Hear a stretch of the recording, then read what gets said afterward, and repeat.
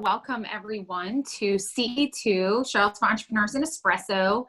I'm going to give you some ground rules and just kind of tell you what to expect. But is there anyone here who this is your first time attending Ce-2? Great, of course. Yeah, Grayson. Who else? Leslie. Who else? Anyone else first time? Welcome. I don't know what you guys' name is on there, but you gotta type our actual names. Oh, that's okay. Oh yeah, I recognize you though, so we're good. But nice to see you guys. So I'll give you the format since there are a couple of people here for the very first time. So this event has been running since about 2015. And so what is that? 5 years running, 4 years running. And the way it's set up is it's to bring together different founders, aspiring entrepreneurs, students, etc. And we have two speakers. We have an early stage business, which there's a lot of participation in this meeting, by the way. So an early stage business, they share their what their company is, and then they even ask, and that gives you the opportunity to actually help them solve a barrier to growth or a problem or just what they need to grow to the next level. You have the opportunity to give them ideas. And I will say that has always been really fruitful for that company that I've seen. Always great advice, great guidance and connections. And then we have a more seasoned entrepreneur, typically a 15 to 20 year plus entrepreneur that shares all of their crash and learn stories. And what I found fascinating about that is it doesn't even matter the industry or the background they come from. Just as an entrepreneur, some of these principles are very universal, and just to be able to hear from someone and learn, someone else learned something the hard way, we just find a lot of times we can pick up tips. So it's a really cool event. And then we close with announcements. And I'll talk about that in a second, what you can share there. And then finally, and the reason we use this Kiko chat entry, which, I know it's a little sometimes clunky entering. So I apologize for that. If the link wasn't clear where to find it or you had trouble entering, I will continue to try to send out an email, night before, morning of, where the link is super clear. If you registered, get that. But what this allows for is networking at the end. So we have breakout rooms back on the original link, and you have the opportunity to literally go into a separate room with the speakers, or you can stay in here. And it's different than Zoom would allow for, where with Zoom, I'd have to assign you to rooms. Whereas with Kiko Chat, you can literally come and go as you please. You can go to different rooms, etc. So that is why this platform specifically, in case you're wondering. So this event is put on by several organizations. So I wanted to give a shout out to CIC, Community Investment Collaborative, the SBDC, the Small Business Development Center, and that's the one obviously here in Central Virginia. Also the Batten Institute, and the Batten Institute is a sponsor. The iLab is our host, our physical space. And as you entered the gardens and the maker space, and some of these rooms, when you first came on, that actually mirrors the iLab, because that's where we hold this event. And then CBIC, Charlottesville Business Innovation Council. So there's the organization that really, jump in and pull this event together. So we run every month, the third Tuesday of the month in the morning, except for December. So throughout the entire year, 11 months, we do this.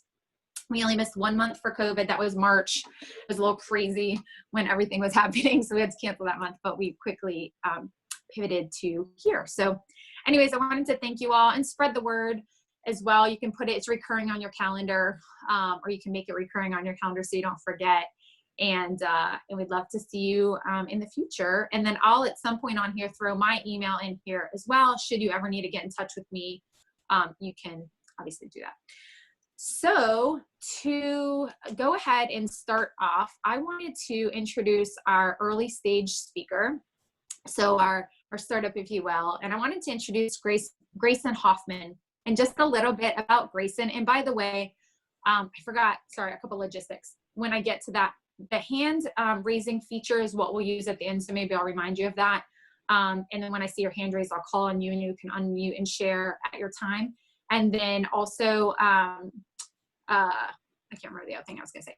So we'll use that later after Grayson shares. But so a little bit about Grayson is he actually grew up all over the country. He was a military brat, and he's been in Charlottesville, outside of Charlottesville, but Charlottesville for about 7 years. And he did his undergrad at Cal State. He went to law school at Georgetown, and he actually practiced law at the U.S. Department of Justice for over 10 years. Grayson has been working in real estate development, investment, and sales for the last couple years. And he has been working with a good friend of mine and a fellow board member on the project that he's going to share with you today, Momex. I'm going to let him talk about the company fully. But a fun fact, I wanted a fun fact on Grayson. So he is a skydiver and has been an instructor and accrued over 4,000 jumps. So that's amazing. So this is an adventurous guy. And I don't know what I was going to say is you can keep it on this gallery view, or if you want to see Grayson full screen, you can switch to speaker view, obviously on the Zoom. So with that, Grayson.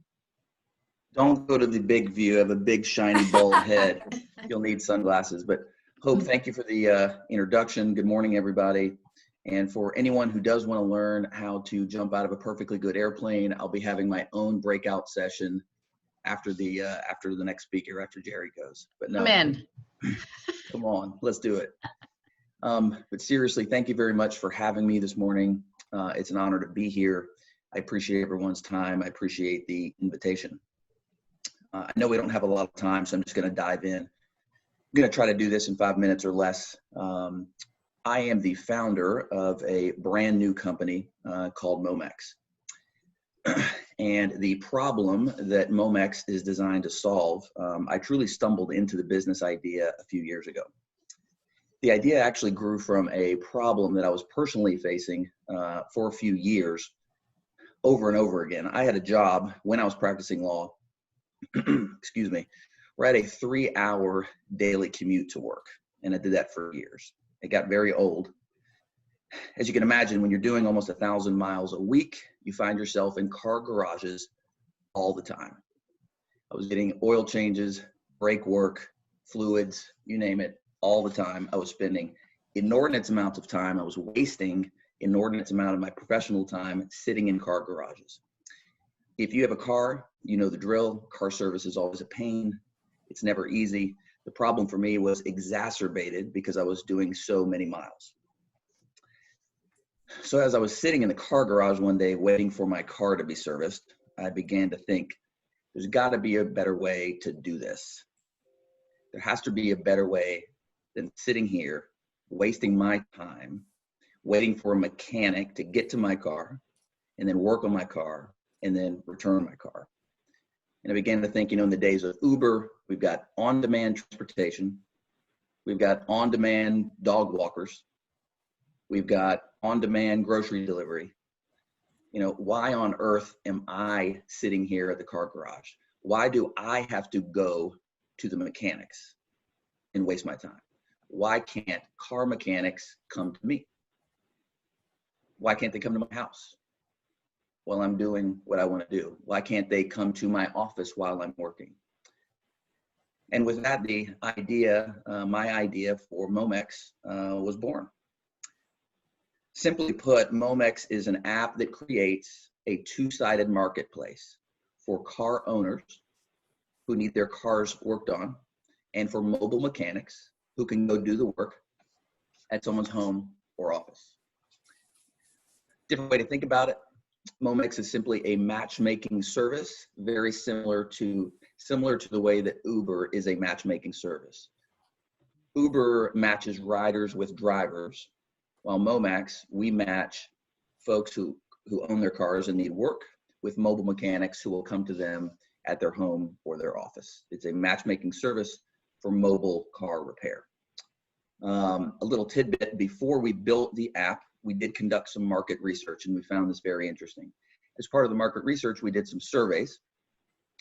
Everyone who we surveyed said that they would use a mobile mechanic app. And what surprised us the most is almost everyone said that they would actually pay a premium. They would pay extra money to have the same services done at their home or at their office, just paying extra for the convenience. So the survey certainly confirmed that everyone hates dealing with car service. The market research that we conducted also showed that the TAM, the total addressable market, is giant. 320 billion in that TAM last year alone. So a very, very large potential market to dig into. In terms of the process and kind of how the app works, this is the app. It's already been designed. Similar to Uber, the driver will simply download the app, put in their car information, put in their credit card information, and then they send, with push of a button, they send out a request for service. The mechanics who are participating and who are on duty at that time, similar to Uber, they get an alert. They press a button and they accept it. The mechanic is connected with the customer. The mechanic goes out, diagnoses the problem, and fixes the car. The service can be done instantly, or the customer can schedule something in the future with the mobile mechanic. And again, the app handles all the payment as well through Stripe. The mechanics that we're going to be using consist of individual mechanics who have their own tools and will respond as needed. And we're also going to be using garages who can respond as mobile mechanics. In terms of the revenue model at this time, we're still formulating it, but it looks like, at least in the beginning, the revenue model is going to be a subscription model. So garages and individual mechanics will pay a monthly or an annual subscription to Momex to use the app, to have the app, and to get the leads that the app will generate for the mechanics. Just a little background on the app. We outsourced the software development to a software development team out of India who has done a fantastic job. They've been very responsive. The app is done. We've been bug fixing for the last couple of weeks, and we think the last few bugs will probably be out this week. Our funding thus far, we've primarily bootstrapped the company so far, had a few small investments from family and friends, and then just looking ahead, over the next 2 to 3 months is going to be our beta test phase for Momex. With real customers and real mechanics and garages, over the next 60 to 90 days, we're going to be testing the app and doing it for real, right here in the Charlottesville area and surroundings. Goal of the test phase is to obviously just kind of test it out in a real environment here in Charlottesville, but also we want to identify any challenges and problems, logistical issues that come up so that we can iron it out before we do a full-scale kind of public launch.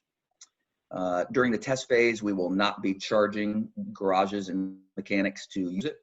We're going to pass it out for free for 60 or 90 days, again, just to encourage people to use it so we can test the product. We plan to use 15 or 20 mechanics and garages in the Charlottesville area for the test phase. After the beta test is complete, again, over the next couple of months, if the metrics are good, which we're optimistic they will, especially based on the market research we did, if the metrics are good, if we have growth, and if we have product market fit, our plan is to seek some larger investments from angel investors and try to grow fast, grow regionally, and then grow nationally. That's all I got. All right, Grayson, thank you so much. And what is your ask for the audience? I have a couple. If I can be greedy and ask for a couple, we'll start with one. I would love input on how do you recommend in the Charlottesville area that we market to users, car owners, to download and use the app? You can ask both of your questions. I think they're kind of linked in a way, okay, if you want.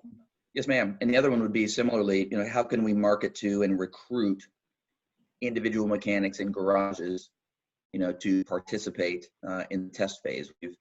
We've informally talked to some already, and the majority of the ones that we've talked to kind of seem interested, but we've just kind of done cold calls so far. Thank you all for your attention, your time. Appreciate it. Thank you, Grayson. So he wants to know basically, how does he get the word out and reach out to people and really engage who this test group is going to be, in addition to the garages? So does anyone have any advice or recommendations that how Grayson should go about reaching people? Do you have a web page yet? Yes, ma'am, we do. It's themomex.com. Okay. I mean, the web page goes a long way to establishing credibility. Once somebody figures out who you are, then they, of course, look you up online, and they're looking for initially, anything that reeks of credibility, right? Reviews, testimonials, maybe quotes from the garages, quotes from clients. And at this point, if they're, you know, aren't clients, just something that indicates what the experience will be. Okay. Awesome. So my thought is, you know, you know, I'm assuming you've identified who the garages and mechanics are, but there are research reports to find them. And then, you know, designing your web presence and your materials in a way that it really engages the customer. Thank you. Mm-hmm. Can I make a suggestion? Please.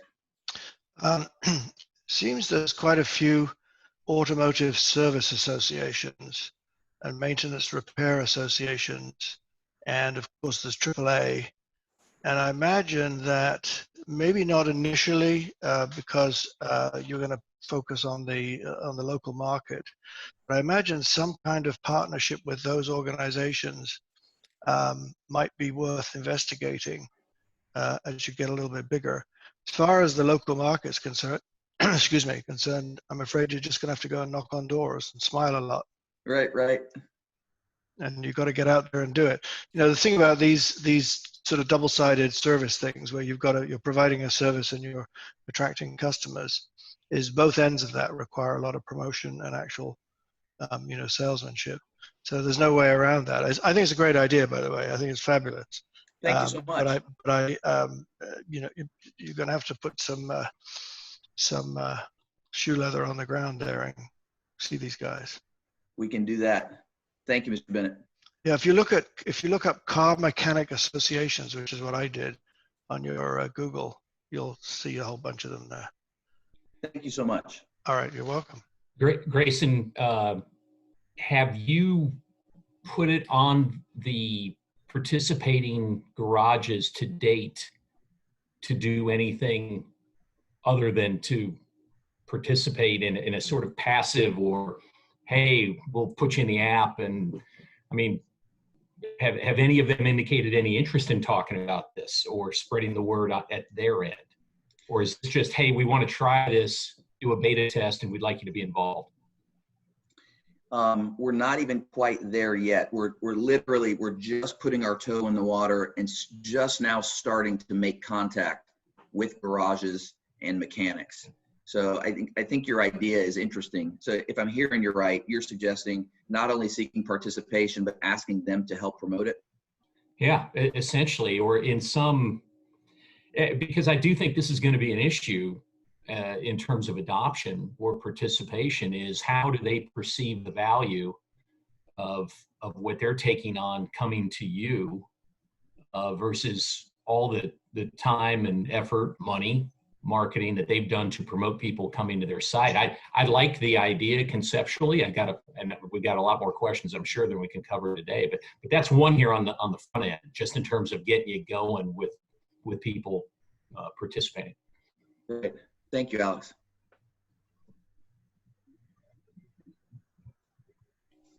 Have you tried?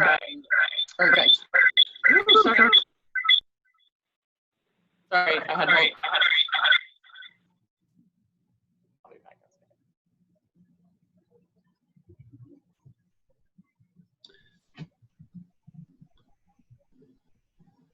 Hey, Grayson. I think Alex was hitting on something that's kind of interesting with that, because I think a lot of the old school car repair places will view you as a competitor. So what's in it for me is going to be really key. And I would need to think through it a little bit, because I'm sure there's some good hooks actually as to what's in it for them, for plus business and that sort of thing. The younger, newer shops or even entrepreneurial people seems as though it could be interesting. One question I have for you. So the conventional shops around town, are they set up? Have you done research to see how well they are set up to actually go out and do mobile repairs and that sort of thing? We haven't done, kind of garage by garage research, but we do have two advisors on the company who are senior garage mechanics, and you know, they're friends of mine, but these guys have been, you know, senior expert mechanics for 20, 30 years. And in talking with them, it doesn't take much to kind of quote, you know, set it up. You just need a vehicle to do it, you know, a transportation, you know, for your tools, obviously. And then, you know, some transportation for, you know, if you're in a situation for like, you know, fluids or oil, you know, to protect it from a hazmat perspective, which most of the garages have all this stuff already, according to our advisors. So to answer your question, no, we haven't yet kind of specifically researched that, but according to our advisors, it doesn't sound like a heavy lift for an established garage to do this. And in response to the initial issue that you raised, kind of the what's in it for me, it's a great question, and we've kind of been toying with that as well. The first thing I would say, and if it was a garage, what I would tell them is, look, you download this app and you're participating, this is more business for you. There are going to be customers out there who are going to be pressing the button and saying, I need someone to come work for my car. And when you're next in the queue, or when the algorithm says you're next, you're getting business that you would not have otherwise gotten. So as this thing starts to grow and interest starts to grow for the participating garages, it's going to be more and more and more business for them. And they can go out and respond to the call. Or if they prefer, you know, with the customer's permission, you know, they can go to the home, pick up the vehicle, take it to the shop, put it up on the lift, work on it for a couple hours, and then deliver it back. So, right. But I think you raise a very interesting and good point, and it's something that we've definitely been noodling, both you and Alex. Yeah, I think the concept's a really good one, actually, and it's already working with you know, contracting services and on as far as that goes for general home contractors, and you know, the different apps and things that are out there for that with things. It's just it seems as though you should be able to get a reasonable amount of mechanics involved with it locally, because you probably, do you know how many you actually need? Probably only need maybe around 10, 15 mechanics, and you're probably in pretty good shape, I would imagine, for Steve, a marketplace. We're on the exact same page. We've been thinking 10 or 15, you know, combination of individual mechanics and garages. You know, I think we definitely want to have a couple participating garages, because apparently you can do about 80% of car work mobily. There's about 20% of work that you got to put it on a lift. So we're going to it's important to have a couple of garages for those 20% where it's got to be on a lift, so we can push those jobs to the garage. Those garages prioritize the work, it's done, and then the car's sent right back to the customer same day quickly. No, that's great. But as far as marketing to the consumer, I think there's all kinds of stuff out there between Facebook and even some direct marketing, I would think, really? Households, even through Valpak possibly, or I don't know if you're familiar with Nextdoor, but Nextdoor has become really entrenched in most neighborhoods and that sort of thing, and keeping an eye on that. And I mean, there's a plethora of places to go market to consumers as far as that goes. It's after you get the mechanics set up, it seems like it could really take off. Thank you, Steve. Appreciate that. Yeah. Robin, are you prepared to? Hey, Robin, are you prepared to share? Yeah, or ask? Thank you. No. Do you have your phone separate, Robin? So maybe keep this on mute, but talk through your phone. Oh, can you hear me? Yes. There you go. Perfect. Usually, it's so interesting. Whatever. Sorry. Thank you for bearing with me while I got through that. I know that hurt your ears just as much as it hurt mine. Grayson, was thinking much of what Steve was recommending as far as how you reach out to people using the social media. I recently worked with a startup company that used an app to connect caregivers and seniors who need just that bridge between totally independent living and assisted living. And so very much similar concepts as far as the apps go and how you match people up. So I definitely recommend Next Door Neighbor was very helpful in finding the client. Really?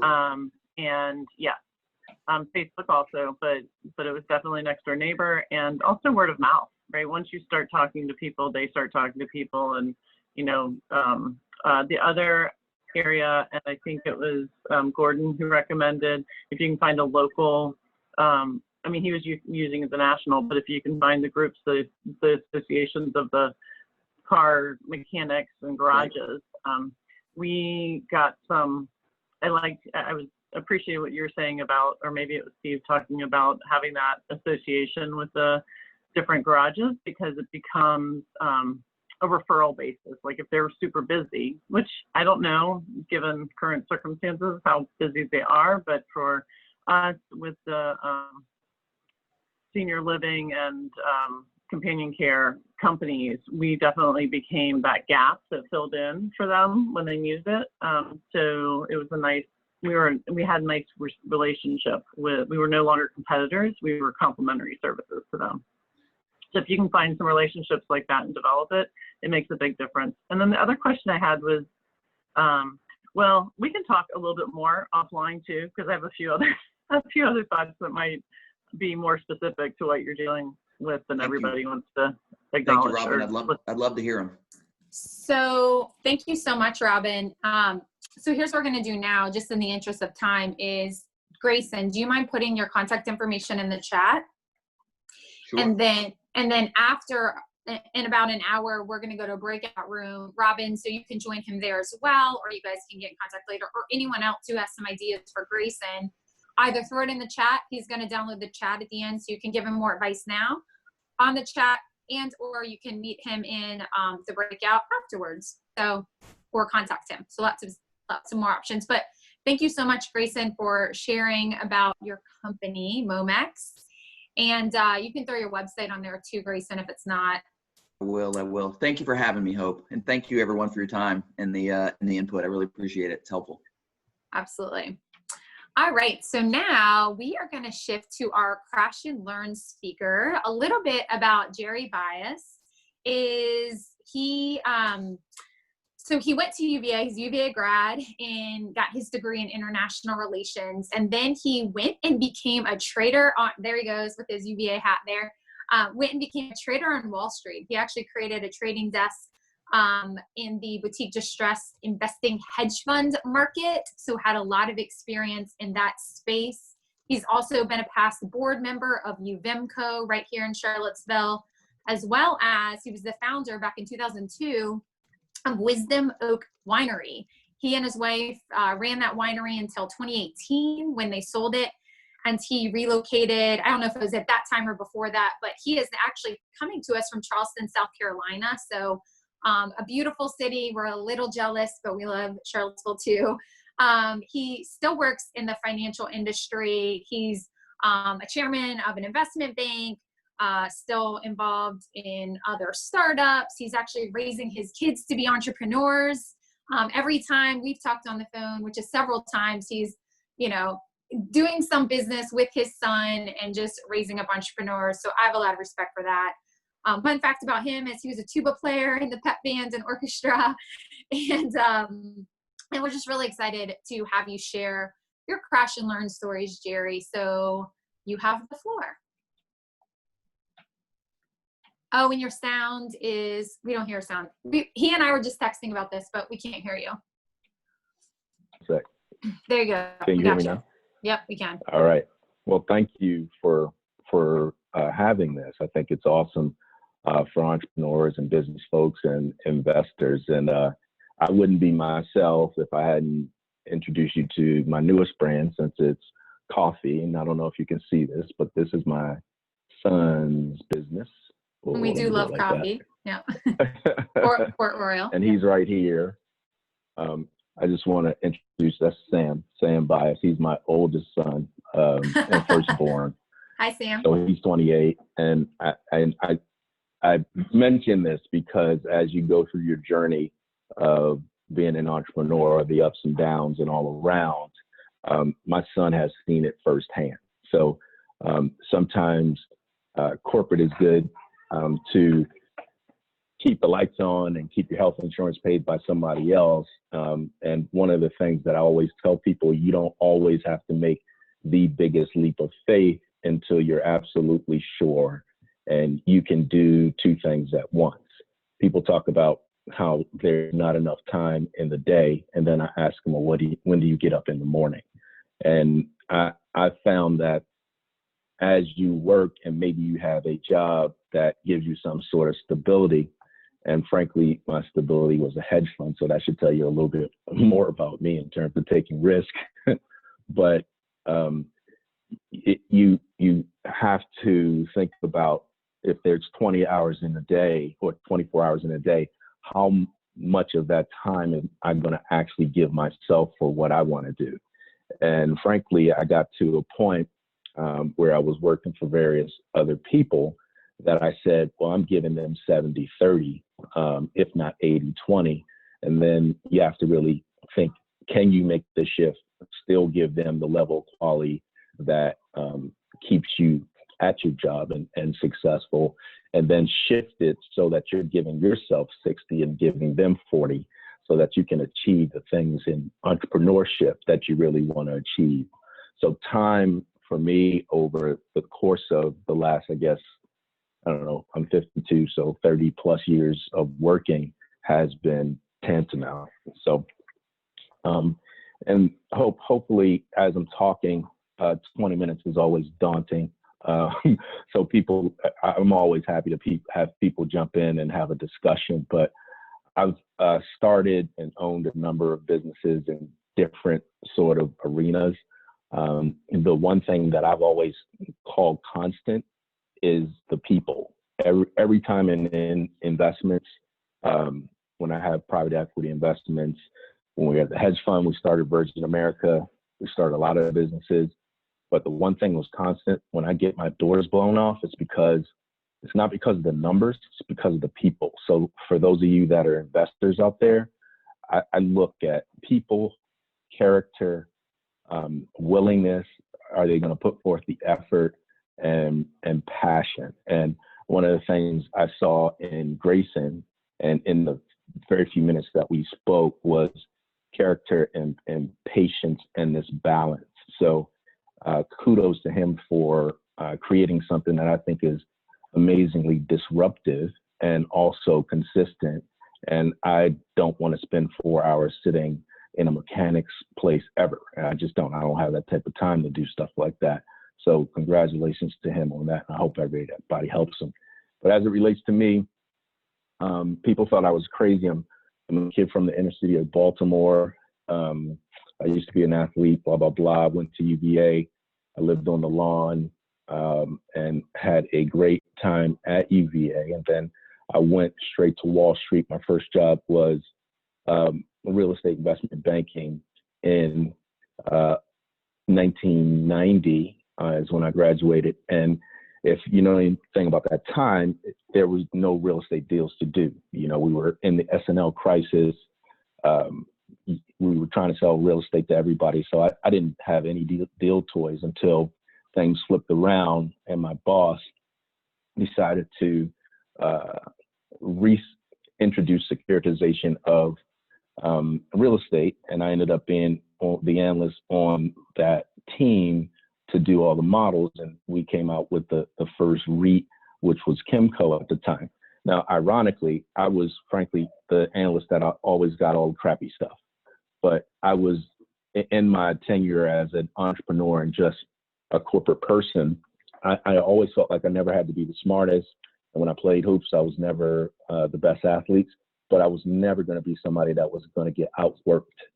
So part of this and being an entrepreneur and having your belief and having your dream is you have to really look in at yourself in the mirror and tell yourself the truth. Like, am I willing to put forth the effort it takes when everybody else is sleeping? Am I practicing? You know, am I working at my craft? Am I focused on becoming excellent? And through that, you create, I think, authenticity, not an achievement to be perfect, but to be authentic with yourself, to create that sort of product that is the best that you can possibly create. As it relates to me and entrepreneurship, I was working on Wall Street, had this amazing friend. I end up shifting from real estate investment banking to trading. I get hired by JP Morgan when they're just starting to expand their trading operation. And there's a guy named Mike Taylor. If you're familiar with trading or not, you talk to various people on the phone 50 times a day. And he was a broker's broker, which as I'm trading, he would tell me various markets of what's going on. Mike and I became great friends, became the godfather of my first son, Sam, who you just met. And he introduced me to wine. You go to wine dinners, this, that, and the other. And one day he brings over to my house. I was married at the time. And he cracks open this 1979 bottle of Beaulieu Vineyards. And let's call this, I don't know if this was 1994 or something like that. And he's like, how do you like this? I said, it's okay. He said, okay, this is like one of the best bottles of wine ever at the time, sort of thing. I just didn't know enough. And Boone's Farm at the time was okay with me. That's where I was in my life, I guess. But as you know better, you do better. So he's teaching me all about wine and things like that. So then I go from ordering that to seeing a bottle of Harlan Estate on a wine list and paying a few $100s for that. And I progressed in wine to the point where I just love the process. I love thinking about different sort of grapes and tastes, and not just coming in and ordering a glass of red wine, but ordering, seeing if there's a 100% Petit Verdot, then I wanted that, or a Cabernet Franc. So expanding my mind, and I read voraciously about wine and how to do things. And then I buy this farm. Part of the reason I buy this farm is because my grandfather lost the family farm just because of taxes and things that happen in life. And I said, if I could replace it, I would. So I buy this 125-acre farm after a few years working on Wall Street out in North Garden. And I'm sitting there one day with Mike, and we're overlooking what was a pasture at the time. And he says, you like drinking great wine, you should make it. And really, I lost the bet, because he's like, you're not going to do it. I kept saying, I'm going to do it. And he said, you're not going to do it. So we teamed up. I ordered vines. Like I said, I was reading voraciously.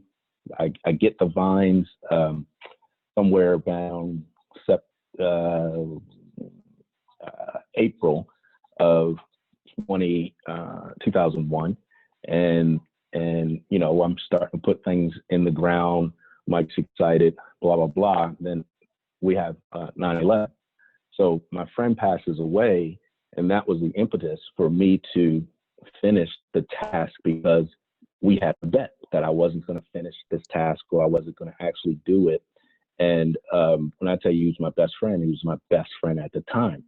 So the passion that came from tragedy enabled me to be not focus on the tears, but turn the tears into a tireless effort to keep going, because I had something to prove. So in your entrepreneurial life, hopefully it's not a tragedy like that, but there's got to be something that triggers you to be unrelenting and to keep on going when you hit large bumps in the road, or when you see an obstacle. The question becomes, how do I go around it, or over it, or under it, and not stop? So I spend a lot of time working with my son's age people, millennials, because a lot of people don't.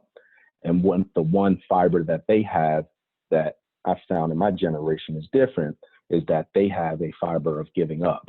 And if you don't work with them, they will continue to give up. So one of these things I teach my son is I rarely say no, I say how. And, we're always going to have an issue, but somebody needs to tell me how we're going to get through it, not just because somebody told you no, then that's the end of the story. So, and I think part of that is not just being educated, but being thoughtful and using your brain to think, and not just be a taker of information and know. So through this journey, keep in mind, at the time I'm working for, I'm trading. This is probably somewhere around 2000. I'd hopped around, because if you're a good trader, you're pretty much a hired gun. You do the same thing, pick a different sector, trade somebody wants to pay you more money for it. So if you're relatively smart, you do that. So I get to this point where JP Morgan and Chase, because I'd left and gone to Chase, merge, and I just wanted to see how things were going to shake out. And it shook out that I was at Chase. I was a managing director by the time I'm 30, and we, Chase, were winning the battle of who was going to run high yield and distress. And I had probably worked so hard during that time that I burned myself out a little bit. I wanted to change. I thought I was going to come to UVA and do this vineyard and also teach and, you know, get my PhD. But I didn't think I was old enough to actually to do the teaching and PhD. So I guess lecture and things of that nature. The point is, I decided to leave the business. I put in my resignation. Everybody thinks I'm going to Morgan Stanley or somewhere else. And I said, no, I'm just going home. I'm actually going to do what I want to do. And I'm telling you, they were calling me and they thought I was lying. And then they thought I was crazy.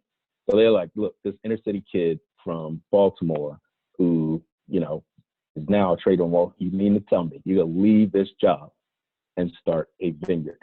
And I was like, yeah, that's what I'm doing. So I spent probably 18 months doing that. I planted the first 300 vines myself.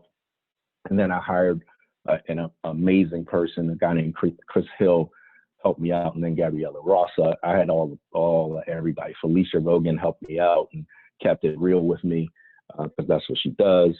And I'm planting, and I ordered 2,700 vines.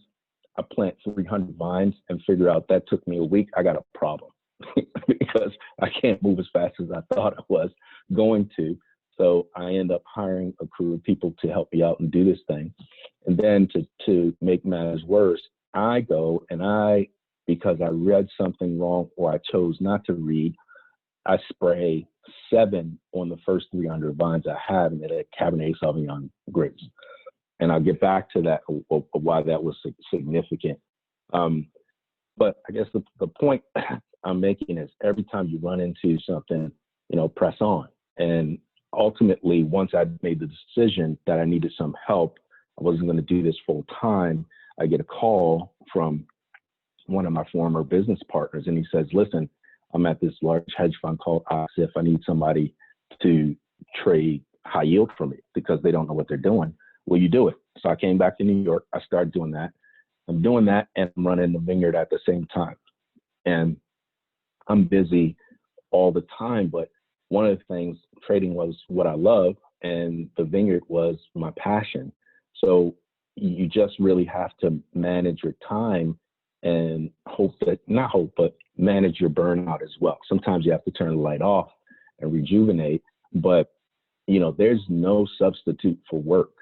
The mantra in our household, you got they're 4 4-letter words, and it's read, math, work, and love. And love is love somebody beyond yourself. And when you do that, I think in your product creation or your entrepreneurship, it becomes bigger than you. So you're just not looking in the mirror and patting yourself on the back for your little wins.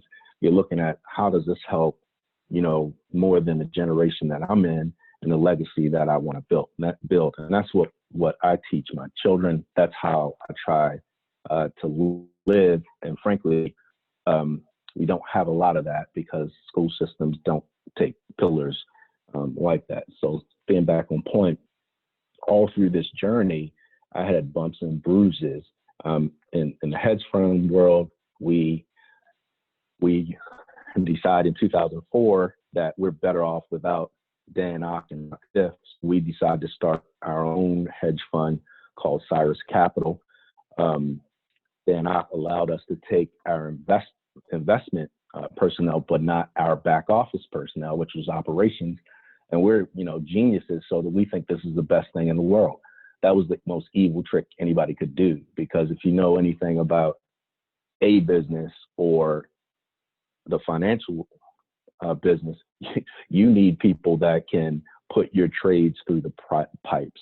You need, in whatever you do, to make sure that somebody's counting the beans and counting them right, because, you know, you can make all the money in the world, but if you haven't kept track of your taxes or done those small things that most people don't want to do, but you have to do, if you're running credit cards and you're paying Square 3.5%, When you can go to another company and get 2.25, then you're just bleeding yourself out and you haven't even thought about it. So operations to me are the front of the bus and not the back of the bus. And we learned that the hard way.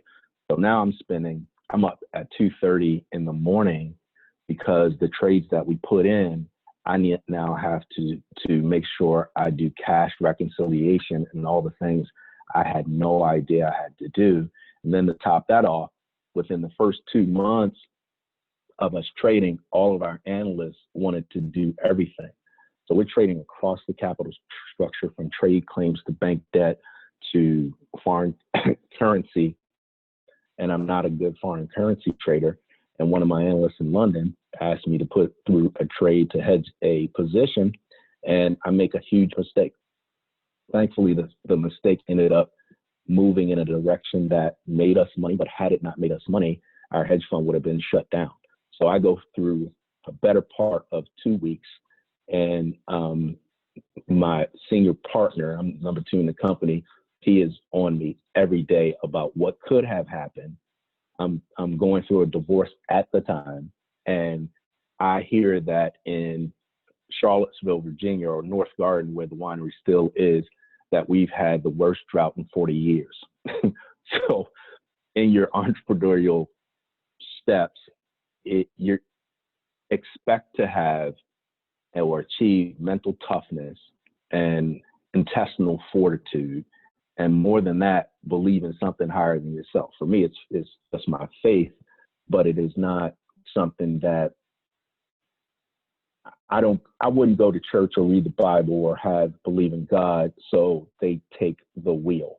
I am willing to put forth an effort. And I used to joke with my sister, who goes to church all the time, that, you can pray, but if you aren't going to take the first step, nothing's going to happen for you. So don't trick yourself in thinking that it's just going to fall out of the sky without you moving forward and saying, this is a piece of adversity, but I have to be tougher than the adverse moment. And that comes from maybe not your ability that you have right then, but it comes from what we call in our family grit and grind. Like, we're going to grind it out. We're going to have enough grit to get through it. If you drop in tears, we got tissues for you, but we don't have too much time for that. And similar when we have wins, we celebrate, have a nice dinner, but we get back to it. And we don't really fall on our laurels of the good stuff, because excellence to me is achieved by the continuance of the ball rolling and you chipping away at it. Luck is lottery, right? There's every now and then you're going to get a big win and you hit the lotto, but the real sustainable wins are if you're chipping and chopping sports wise, if you're laying down a bunt, and basketball wise is if you hit the free throws. You're going to have a higher likelihood of winning if your free throw percentages are higher. So you got to do the basics to keep it going and understand that it's part of it. I think part of what people tend not to realize or give up on is everybody wants to talk about the wins, especially like social media tricks us. You got everybody looking like they went to Positano yesterday and shit, it's COVID, nobody's going anywhere, right? So, don't lie to yourself. Look in the mirror and say, hey, I don't have this, or I need this, or I need to work harder. And don't trick yourself into thinking you are working hard just because you're spending time on something. Make lists, check them off. What have I achieved? And give yourself a break. Even if it's a small win, it's a W. And when you start mounting these W's, it gives you an opportunity to, keep on and on. And that's pretty much been my entrepreneurial life. All through the winery, we were lucky enough to have wine served at the White House twice at inauguration. 2010, we win this amazing international award, and 3 of them. One was from the San Francisco International Chronicles, I think, or Chronicles International. And that's when you're up against the big ones. You're up against Joseph Phelps and all the others. And for us to come out of Virginia and do something like that just seemed to be, utterly impossible. But this is what happened in 2010. People, there's always some sort of price to what you're doing. And I just have gone through things that have been, higher sort of prices from a standpoint of, in 2010, we're pulling off. We have Petit Verdot, we have Cabernet Franc. These are the best grapes I've ever seen in my life. We got in Virginia 26 bricks, which is sugar measuring. We're at 3.5 in terms of pH. I'm looking at the books and the manuals. I'm like, how did we do this here? Like, this is amazing. So we end up making and taking the risk to make 100% Petit Verdot because I just think the grapes are that good, and my winemaker does too. So we make this. We bottle this up in 2010, September. October 2010, my winemaker, who was a motorcyclist, Dan Neumeister, gets hit by a drunk driver and he dies. And I mean, when I tell you this was like my little brother, he was like my little brother. So I'm utterly in shock. I'm not a, oh, what we're going to do sort of person, but I am sitting there saying, where are we going to go from here? And ultimately I had the assistant winemaker and vineyard manager was a guy named Pascal who lived on the property. I had Gabriele Rossi call me and his son call, we want to be a winemaker. I forgot the name, the guy from, it's just several people calling me from that are great winemakers, or at least good winemakers in Charlottesville and proper, saying I want to be your winemaker. And I take a risk. I tell Pascal, you know this land better than anybody else. And I know you are not a winemaker, but you have been next to Dan, hand in hand. I'm going to give you the job. And I'm going to support you as much as I can, but it's really for you and me to mess up because I know how to blend. I know how I want it to taste. And we're just giving people our personality in a bottle. And we hope they like it, but we're not selling them anything. We're just giving them the opportunity to experience what we think is excellent. And it's that simple. Ends up that he finishes the wine, and in 2010 we get all these accolades that really set the vineyard up to, actually make money, because in vineyards and farming, you're generally not going to make money unless you have a real niche. So in your adversity, you have to turn it into energy that's positive and create, a something to prove sort of attitude. And I find that in all the businesses we're doing. I mean, with my son's business now, we happened upon coffee. A guy I worked with from Wall Street for a better part of a decade, who's out in Temecula with Bean Coffee Roasters. He calls me up. He says, will you build out South Carolina for me? I do the math. It's just coffee. I was in the wine business, and per capita, people drink 3.8 gallons of wine per year. Coffee, they drink 88 gallons, and the margins are just different. So I said, I will do South Carolina if I can have the Southeast. And he laughs and he says, you get it right away. But because I do various things, consulting, and I'm about to buy a asset manager that's fairly substantial, I had to get my son up to speed to be a person that could run the business and have support. And what I found is, as much as his mom and I have supported him over the years, and he went to Temple University and he was a great athlete and all these sort of things, my son early on did not know how to work. And he said, well, I want to be CEO. And I said, well, I don't know a CEO in America that gets up after 7 o'clock. So if you want the part, you have to act the part, and then you have to be the part, and you have to do the part. So we worked on that, and we butted heads for a bit. And for a period of time, my son said to me, well, you're too hard on me. I don't want to do this. And I said, well, let me just break it down for you. We're in a period of COVID. We're in a bad economic time. There are 36 million people that don't have jobs. 100,000 of them are excellent at what they do, and they want to do what you want to do. I'm going to give you one more shot because I love you and you're my son, but let's best believe that my job for this family is to build a legacy and to create continuous capital. And I'm not going to have you sitting here as a 28-year-old supposed man that is still on your mother's phone bill crying wine to me. So when we had this, come into whatever you want to call it, and he realized that I'm focused on a bigger picture than just you, and that you have to bring yourself out of this selfishness and just and think of something bigger. It started clicking in for him. And now he's become a master roaster.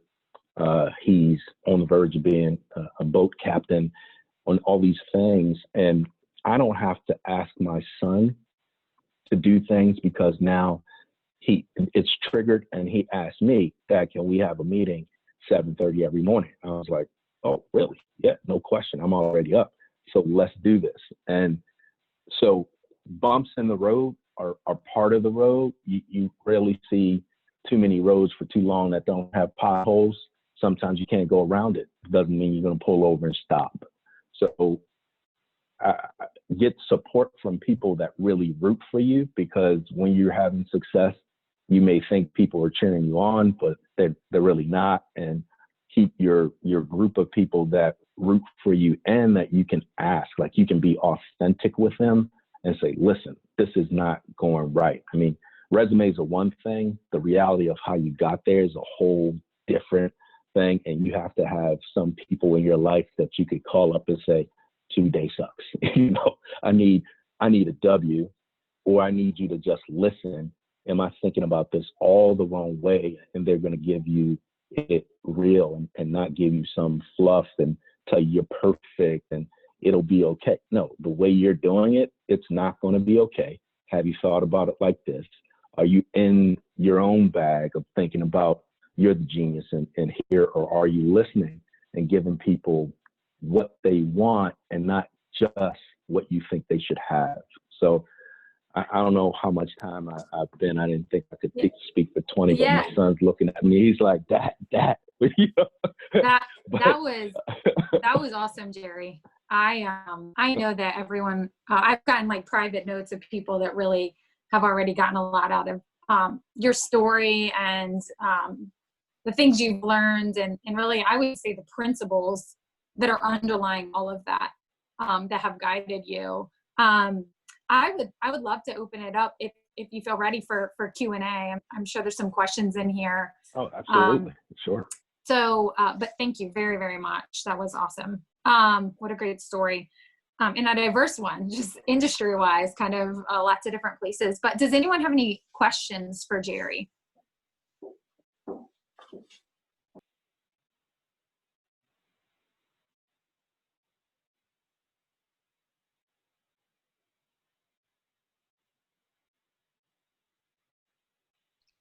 I don't have a question, but I just want to say thank you. It was really interesting to listen to how you got to where you are and what you're doing, and a great reminder that it is all about the effort that you put in is what you're going to get out. And it's nice to hear that and be reminded that there are going to be potholes and there's going to be difficulties. Yeah. But I particularly liked when you said, don't say no, say how. I thought that was a great way of thinking about things.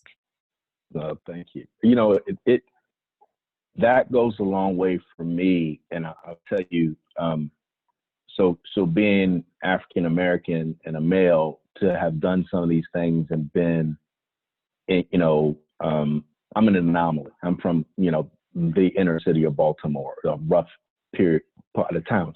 So sometimes I will walk in a room, especially being a head trader and a partner at a hedge fund that runs $5 billion. And I'd sit there to meet somebody and they'd be looking for someone else, right? So the dynamic of are you going to get up because of what people have in their bag? That has nothing to do with me. And I explain to kids and people that excellence is colorless. So if you're focused on what you're supposed to focus on, the rest is noise. And if I focused on giving you the best of me, the best service I can possibly give, the best product I possibly can give, then I'm not focused on telling you what you're not doing for me. I'm just giving you an opportunity to participate. And it's just a different sort of powerful position to be personally, so that's why I turn no into, okay, well, how and why are you telling me no? Because I really if I'm giving you something that's great and you're telling me that you don't want it, then, you know, maybe there's the education deficiency, or maybe there are other ones, but at least I know that I've given you all of everything, you know, that I put it all on the field, if you will.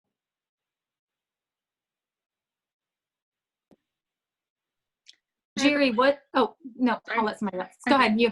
I had a question. So as someone who worked in different industries simultaneously when you're doing hedge fund and running the vineyard, what are your top 3 tips on how to manage? Because I'm also someone who works in different industries at the same time.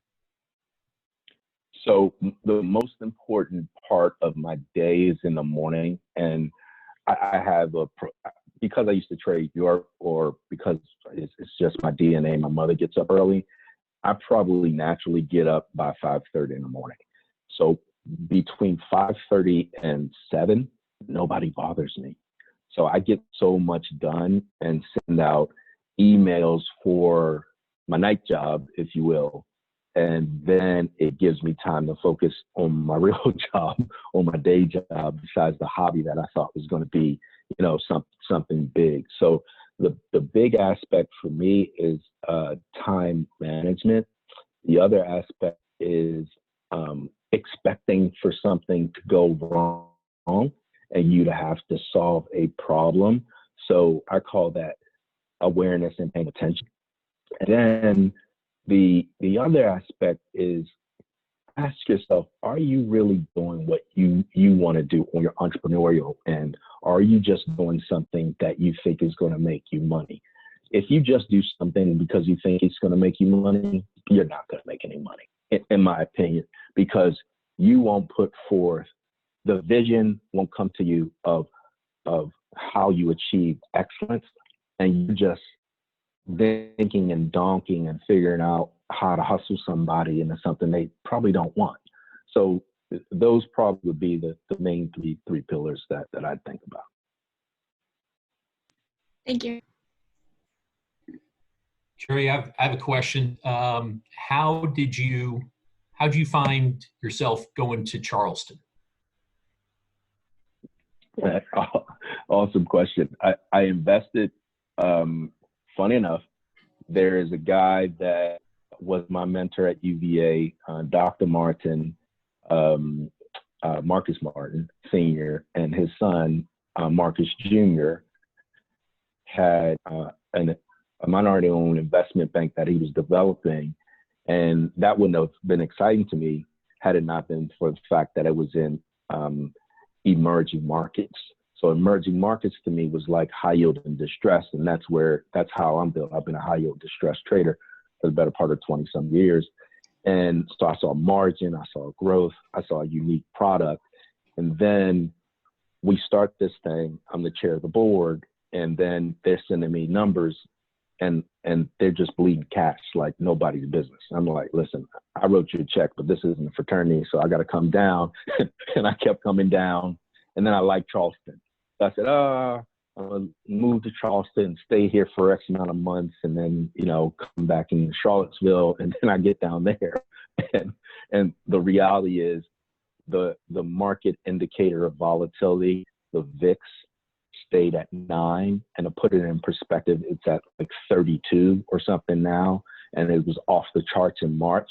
So we're not making any money, right? So I stayed down there because I'm just like, this was not in the plan. So I made a bad bet.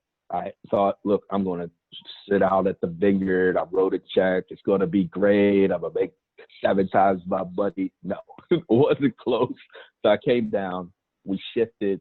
We pivoted the business from being sales and trading and emerging to now trading secondary interest in private equity.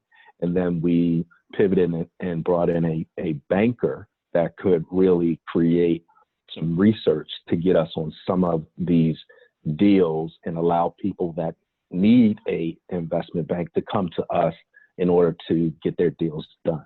So thinking and changing and saying, oh, I got it wrong. Like, I got it wrong when I tell you. But are we going to stop and write it off? Or are we going to say, is there something that we can do? Because after you go through all the FINRA and SEC and all these sort of things, it's a shame to just shut the lights off because you made a bad bet, basically the first go round. So understanding your bandwidth and what you can do with what you already have is also an important way to mitigate the losses and turn something that was a heap of, you know what I'm saying, to something else, you know, that is now, you know, has some bright lights to it. We're not out of the woods, but it is on a different sort of trajectory. Thank goodness. Thank you. Okay, we probably have time for one more question.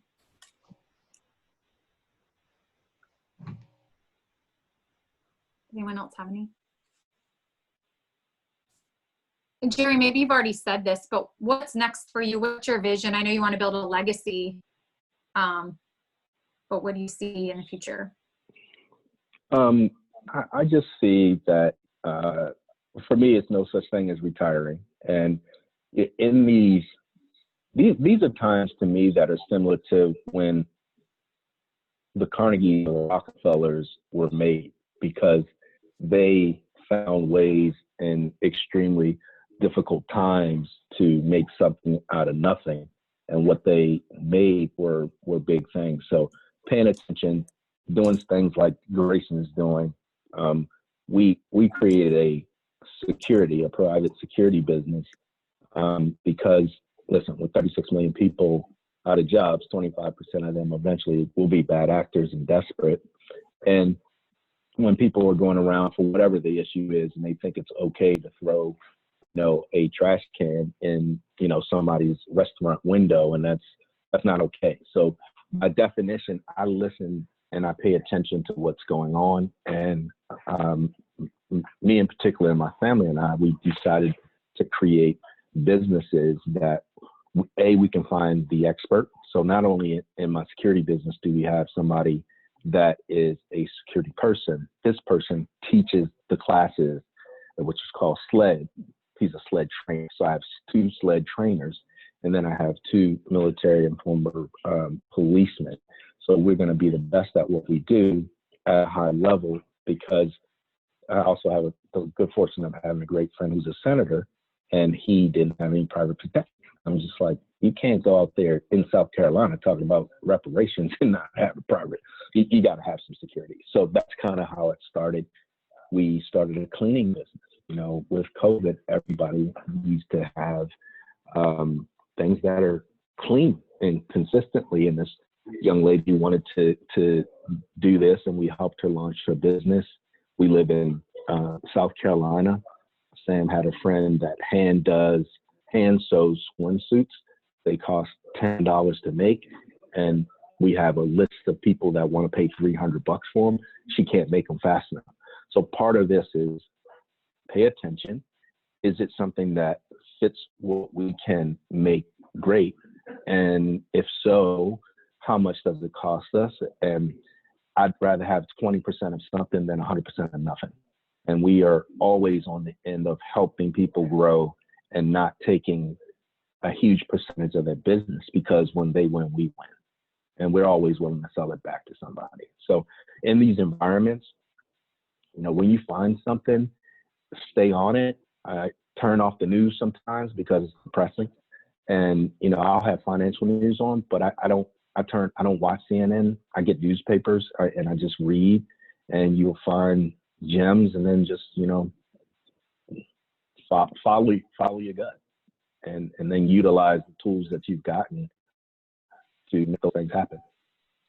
Awesome. Thank you so much, Jerry. Again, we really appreciate it. A couple of people had to jump off, and they were all like, thank you so much for having these guys share. So we really appreciate you, Jerry, from South Carolina. Thank you for having me. Yeah, let us know when you're you. in Charlottesville. When I asked him, I will say this was funny. When I asked him to speak, he was like, all right, so I need to be in Charlottesville Tuesday morning. And I was like, no, we can do it over Zoom. But I love that you're willing to come up here. That's amazing. So what we want to do now, before, you know, if you guys still want to chat, Jerry, do you mind putting your email or whatever contact in the chat? And then he'll be in a breakout room as well. So Grayson and him in just a couple of minutes, about 10 minutes. So what I want to do now is, I don't know how many, normally we have a representative from all of our co-hosts on, but it's looking a little bit like maybe that's not the case today. So I'm going to name each organization, and if there is someone that wants to share some upcoming events or anything, please do speak up. So do we have, I don't see Carolina on here. Do we have anyone from CIC, Community Investment Collaborative?